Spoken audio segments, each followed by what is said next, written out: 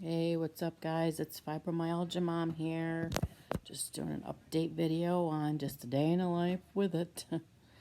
Listen, when the doctors tell you, oh, you're gonna have some aches and pains and some headaches, some muscle stiffness, joint stiffness.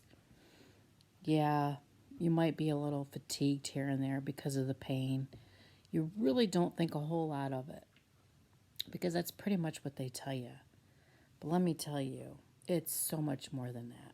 What they don't tell you a lot about is the inflammation that you get in your legs and they just ache because they're so swollen. The inflammation in your feet that you get and the burning, and it feels like walking on porcupines kind of feet. Yeah, they don't tell you about that. Oh, it's awful. And they don't tell you about, your hands getting all swollen. I can no longer wear rings because my hands are so swollen. I can't wear my Fitbit because, well, it's not that my wrist gets swollen, it's because it causes that joint to hurt having that pressure on my wrist. So I no longer wear jewelry on top of all of that. I don't tell you about that either. When I tell you in my last video how your life literally changes, it literally changes like completely. Okay? I told you how we moved to a smaller home. It is a little easier for me to take care of. However, I mean, there's days like just recently, I've been in bed a lot since just after Christmas. I've probably been in bed more since after Christmas than I have been ever. I really thought I had like the flu or something. I was just my body just ached so much. I had a low grade fever. My ears were hurting. I was getting awful spasms in my lower back, and it would shoot up my spine, go in my shoulders, and it'd come right in the front, and it would go up into my neck. And I just didn't know what it was. I could barely even move. So I ended up getting to the point where I could finally walk a little better. I went to the doctor, and basically, it wasn't the flu, it wasn't the COVID, it was just a next stage of flare ups that I'm going to be adjusting my life to. So, yay me. So, what they didn't tell me back then either was you're going to experience muscle spasms. And I can't even explain how the muscle spasms feel. It's not like a real muscle spasm, it's almost like a really bad leg cramp with a sharp, throbbing pain mixed in with it. And you gotta grind your teeth when it happens because sometimes it will literally even just take your breath away. I had muscle spasms in my feet, in the back of my legs, and my back was the worst. And you just don't want to move and fear that every time you move, you're going to trigger that spasm. And that was the worst. And on top of that, there is nothing they can give you to help you with that. Me, it's the worst for me because I can't take any form of pain medications because of my reactions to them. So, life with fibro really sucks for me. Let me tell you. That's probably why I spend a majority of my time in a bed because I could barely function.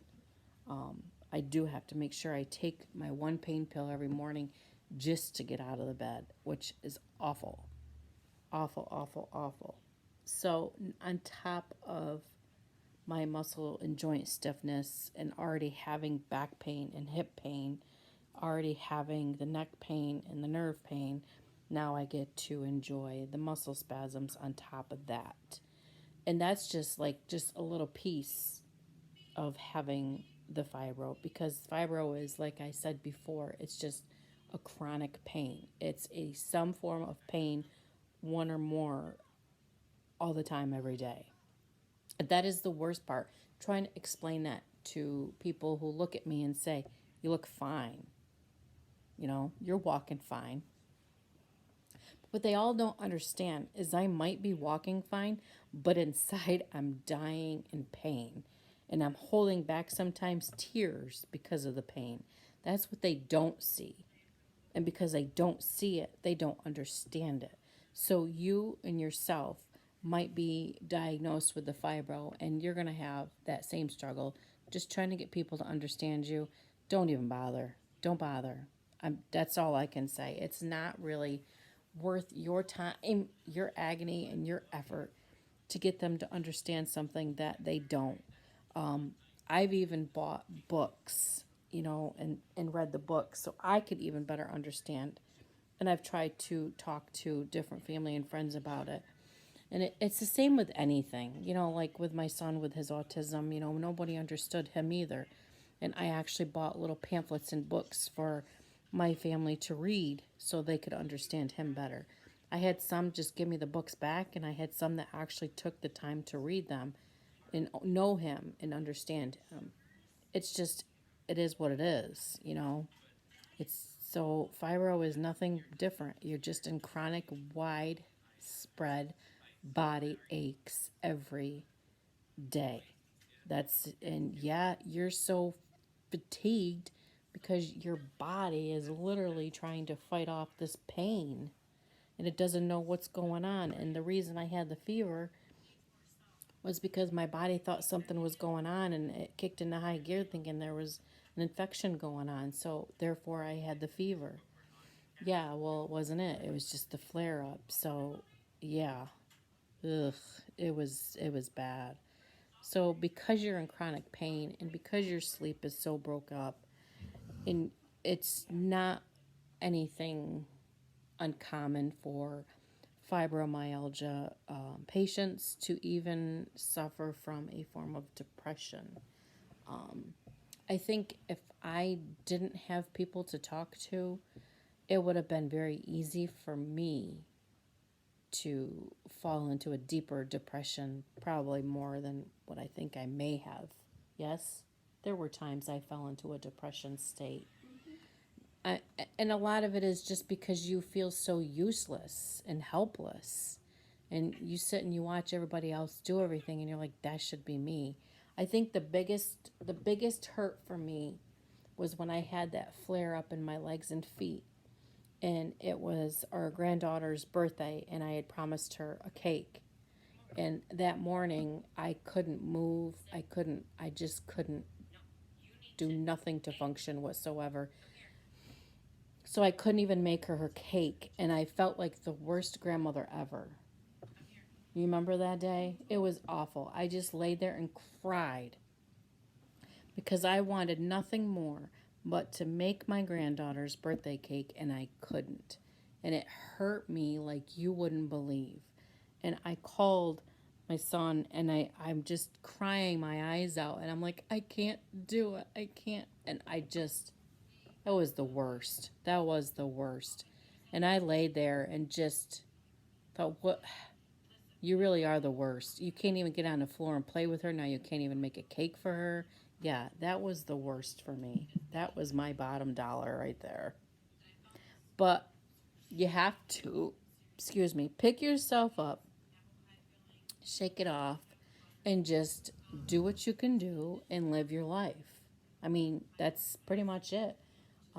Be there for other people who suffer from the same chronic pain syndrome as you.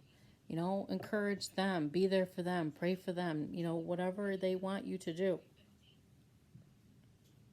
Help relieve some of their anxiety and some of their depression, and just be there for them. And that's it. Don't judge.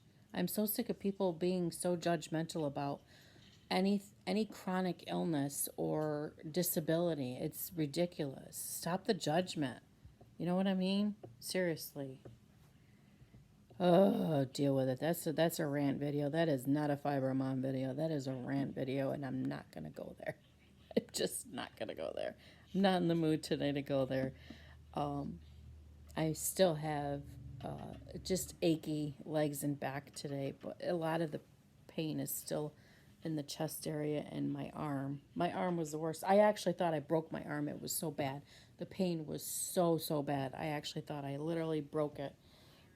Because a lot of times with fibro too, you get kind of unsteady on your feet, and I'm always kind of like bumping into things, and yeah, and it always seems to be this same arm that I bump into, as you can see, the black and blues. Yeah.